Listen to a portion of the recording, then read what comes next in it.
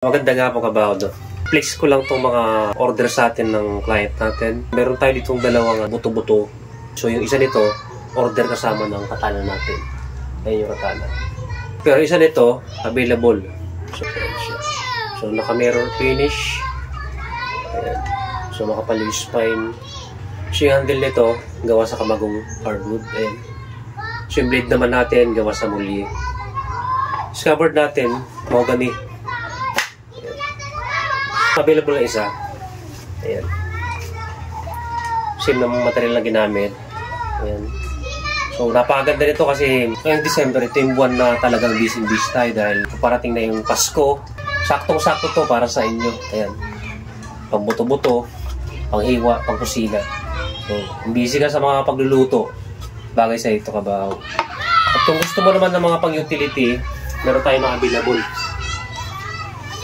So ito pang utility, ayan, binalhag, 32 inches, daong palay, ayan, so meron naman tayong crease dito,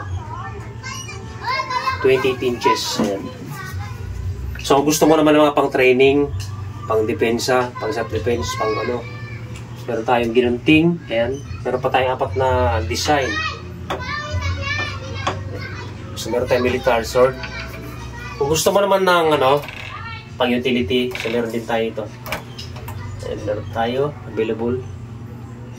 22 inches, 18 inches. Ito naman, pang buto-buto din to, nakapultang.